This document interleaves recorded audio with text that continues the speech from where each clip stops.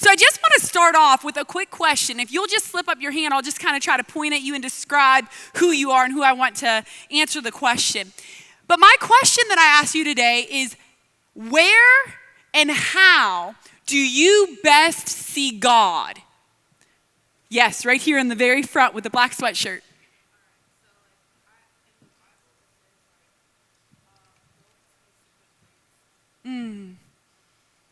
Yes. Come on, so that's where you experience God, is in your secret place. Do you have a specific space you go to?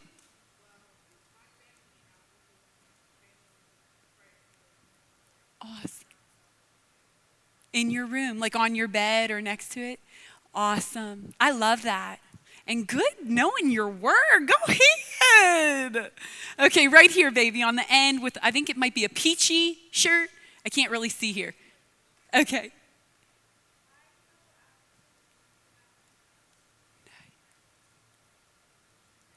Oh, that's awesome. That is awesome. I love being out in nature.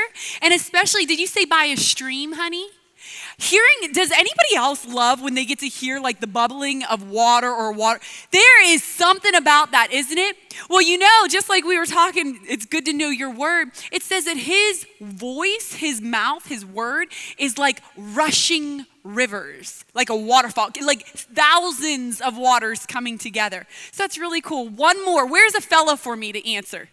Right here, bud.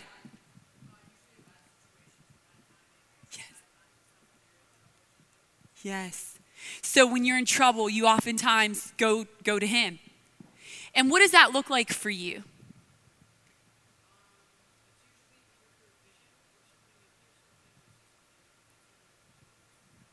So almost what you're saying is when you're having a hard time, you almost focus more on what God's speaking to you. And you look around or you'll listen a little bit closer to hear what he's saying through that situation.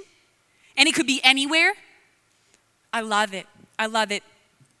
You know, we all, I think, realize and know, just like Romans 1 explains to us, God is everywhere, right? That's why I think it's really funny when we start hearing people saying, oh, they're trying to take God out of the schools or they're trying to do this.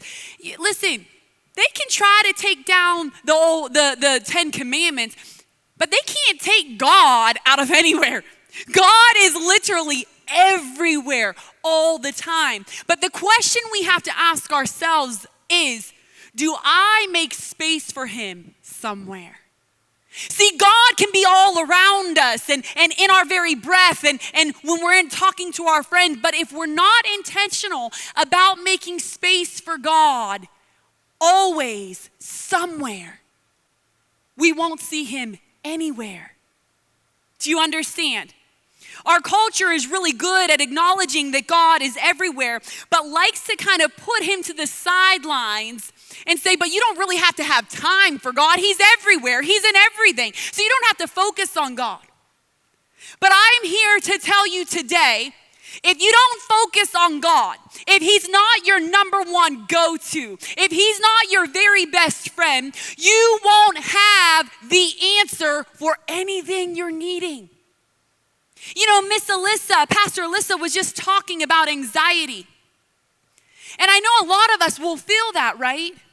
Well, I'm so nervous about this, or I have social anxiety. When I get around people, I'm just not really good at socializing, or I have a really hard time fitting in. I don't feel like I belong anywhere. We have these continual thoughts.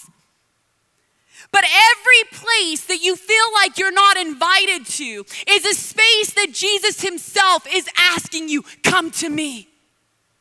Every single space where you feel a lack, every place where you feel uneasy is a space where Jesus says, come to me, and he provides the answer.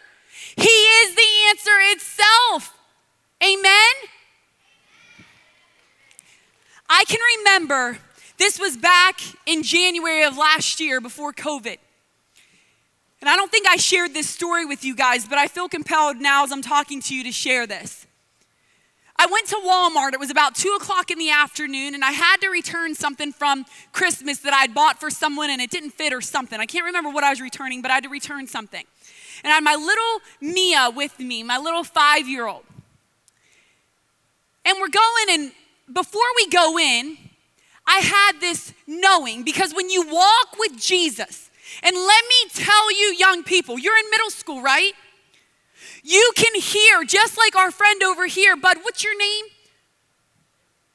Blake? Just like Blake said, he'll get a vision or he'll hear something. God speaks to you and speaks over you continually. It's who he is. It's what he does. It's what we were created for. So when you make space for him in your life, when you say, you know what, I'm going to make a rule. Before I pick up my phone, I'm going to and scroll Insta or do a TikTok or any of this snap with my friends. Before I pick it up, I'm going to spend at least 5 minutes praying.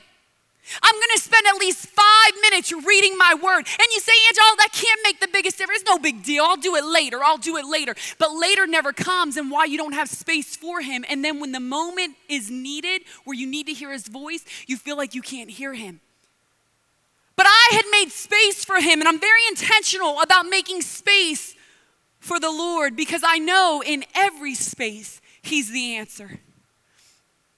So as I'm walking in, I had this sense and this knowing that my spirit needed to be alert and be prepared. And I thought, well, I don't know what that means exactly, but okay, Jesus. I walk in and I go at the counter, and there's a line. And I'm sitting there playing with my me, and this lady cuts in front of me. And I thought, oh, see, that must have been that moment. Jesus is like, you better put your flesh down, because I'm about to, don't cut in front of me. You just went in front of me. Like, that's what I'm thinking in my mind. I was like, okay, just stay calm. Ma'am, that wasn't it. So she gets behind me. That's all fine. I passed that test of being kind and like Jesus when someone cuts the line.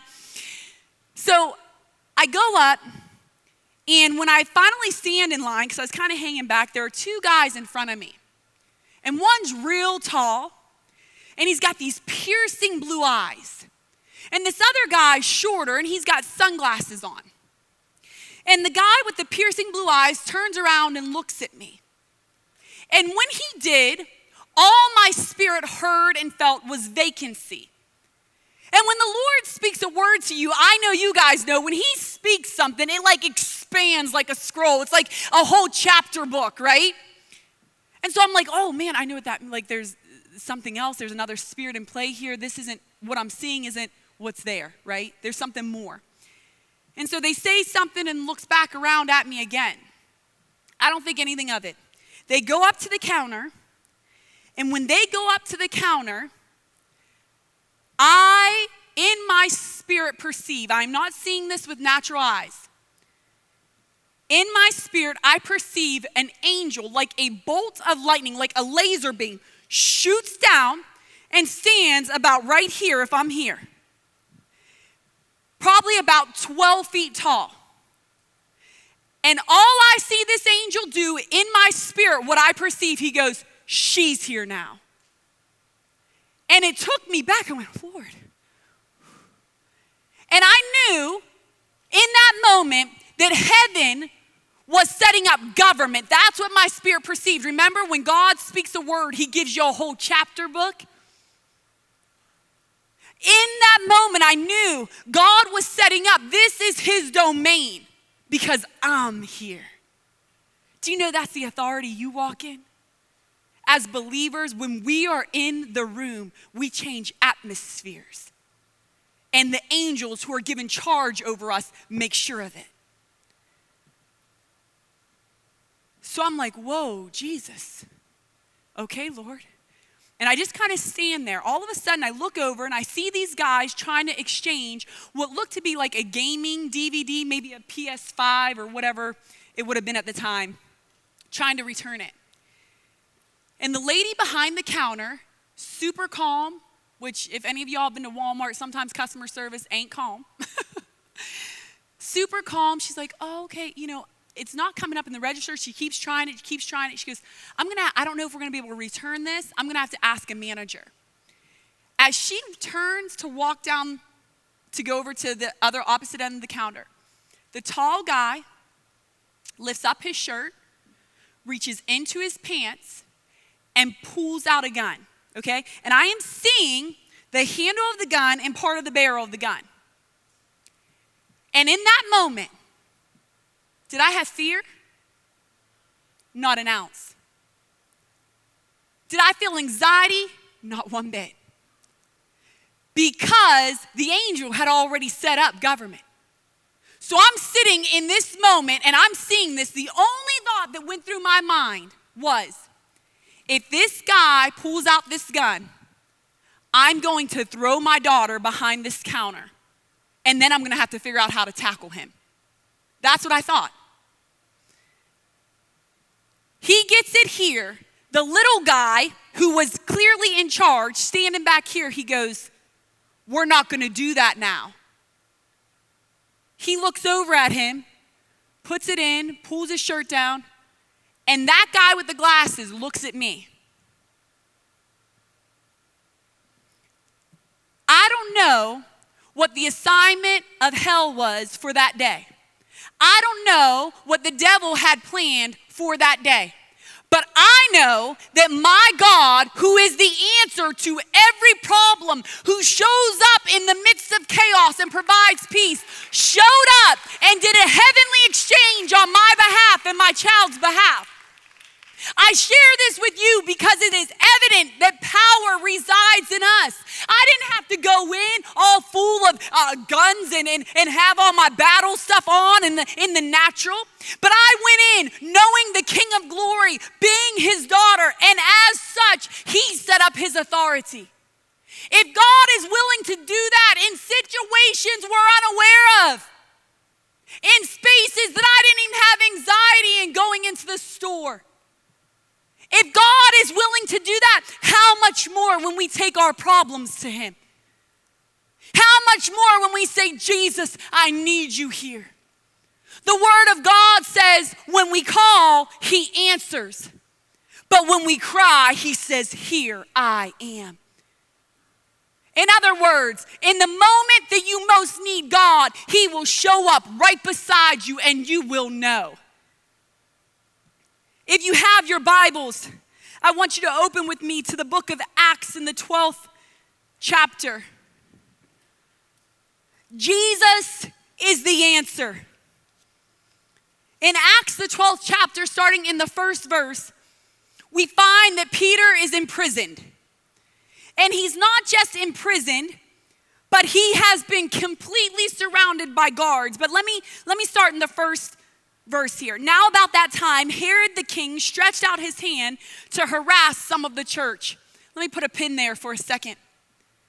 Have any of you felt harassed by someone?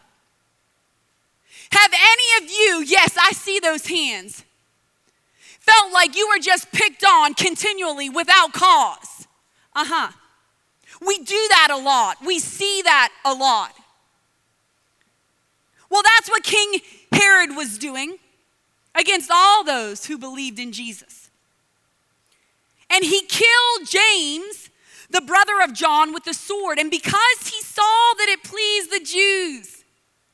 Anybody been around someone who you're like, man, they are for blood. They are relentless and just nasty. And they are coming for my life, being so rude and harassing me. And it's like they get around other people who really love it seems, who are cheering them on, it seems. And it gets worse.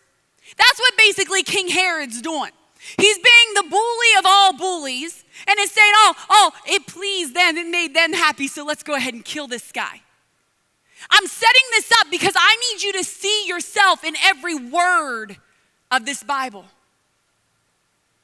This Bible isn't for your parents. This Bible isn't about how to live when you get older. This is the answer to everything in your life right here and right now.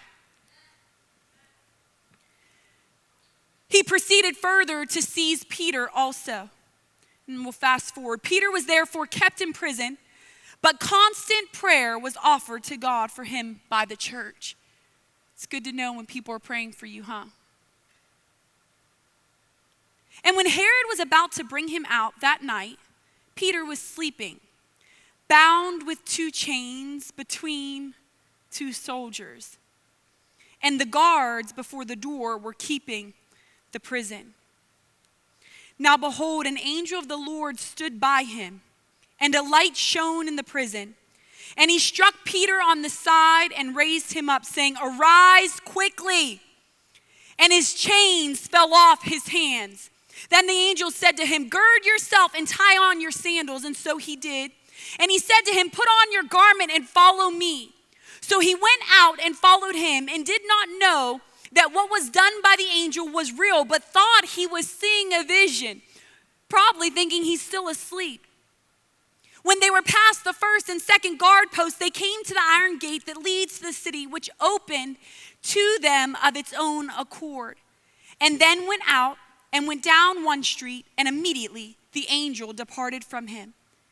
And when Peter had come to himself, he said, "Now I know for certain the Lord has sent his angel and has delivered me from the hand of Herod and from all the expectation of the Jewish people." Peter is surrounded on each side by 2 guards and has chains tied to his body. I'd say this is when you find yourself between a rock and a hard place. Have you had to make any decisions, middle schoolers, that you felt like, man, I can't make a good decision here? It's either bad or bad, you know? This is where kind of Peter is. When you're in between a bad and bad choice, you don't know which direction to go, God is always working. And what I love about this story is Peter's asleep in it. He's not worried about it. He knows and is trusting Jesus for everything that is going on in his life. And an angel comes and says, "Arise quickly." We young people, a lot of times we will want to call our best friend. We'll want to talk to Pastor Alyssa. We'll want to talk to Pastor Ben. "Hey, can you, I don't know what to do. My friends are being so rude again. Like, I see them on Instagram. They don't invite me. I'm always left out." It's an invitation to be with Jesus every moment. You can't get a hold of your friend, or maybe you can, but then you just spew it all out, and you're left no better than you started, right? A lot of times we spend our life going from one person to the next, and this happened to me, and now I want to tell you my story, and I want to tell you my story, and I want to tell you my story. But it doesn't get better in telling your story to 5 different people to try to get an answer. You must learn now. You must learn now, like the angel spoke to Peter. Arise quickly, run to Jesus. In every moment where you feel pain, you must run to him. God is not waiting. "Oh, I made a bad decision. I can't go before God. He's gonna disown me. He hates me." No. Remember, he says, when you're in trouble, "Here I am. I'm right here with you." Run to Jesus. Would you say the first person you go to in trouble is your mom? If it is, raise your hand. Would you say the first person you go to when you're in trouble is your best friend? Raise your hand. Or a dad or an uncle or somebody else? Raise your hand. Yeah. And those people, thank God for godly parents. Thank God for amazing people who love us. And we are to go to them, and we are to share our heart and our struggles with them. But now, as a middle schooler, you must also get in the habit of running to Jesus. Peter didn't sit there and question the angel and say, "Oh, let me just sleep a little bit longer. Hold up, angel. Let me check the scrolls before I leave. Hold on. Let me just pop open my Snap and talk to a couple people before I talk to Jesus about it. Let me just look and see how everybody else is living and dealing with life before I go to Jesus."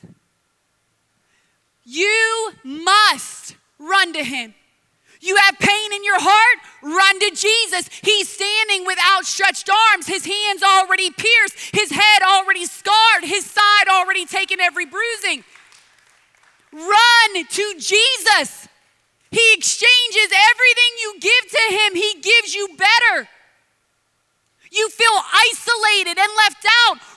to Jesus. He says, I'll stick closer than a brother.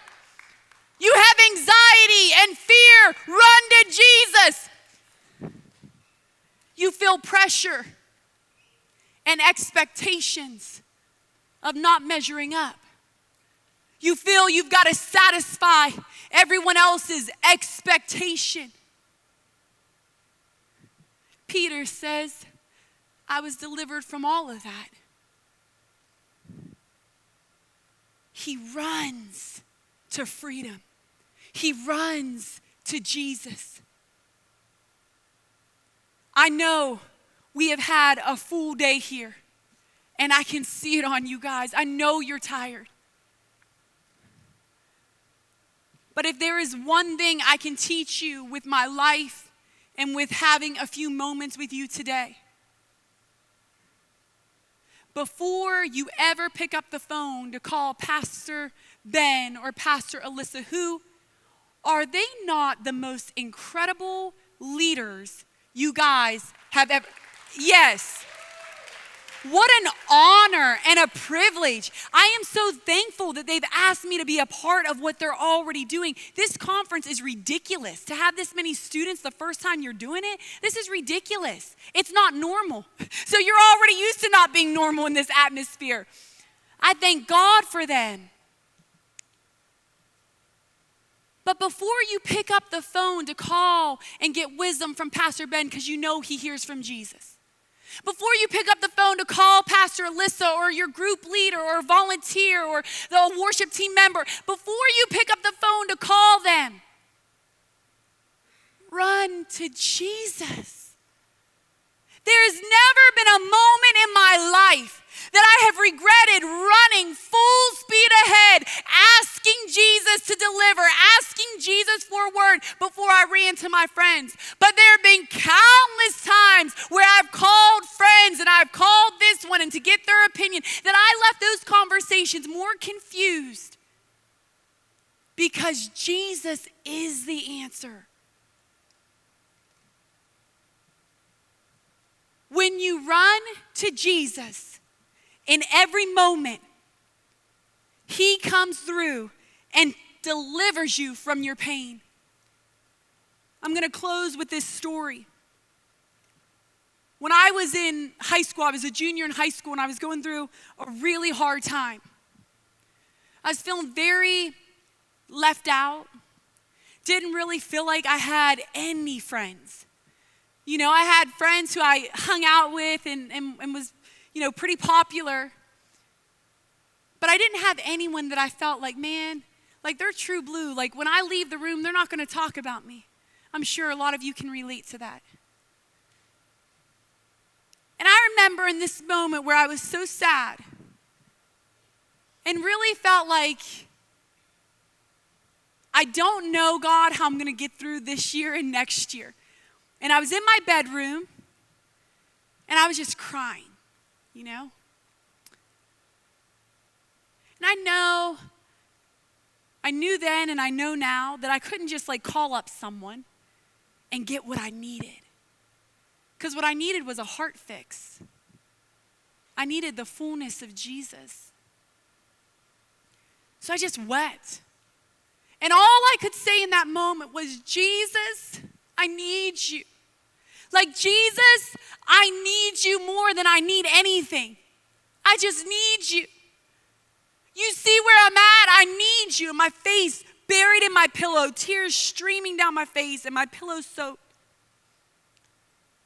And all of a sudden, as I'm weeping, like uncontrollably, can't even get out words at this point because you know how you get that kind of cry.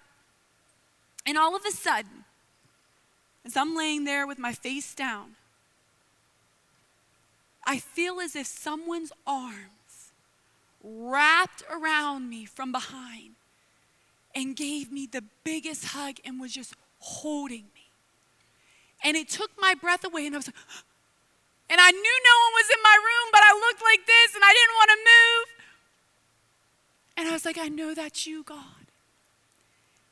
And those loving arms held me until I fell asleep. And when I woke up, I can't tell you, it wasn't a moment where God gave me a vision. It wasn't a moment where God spoke to me. It was simply a moment of being in his presence and him being who he is. As I slept, he healed everything on the inside. That when I woke up, I said, Jesus, I'm okay. I'm better than okay. I'm good.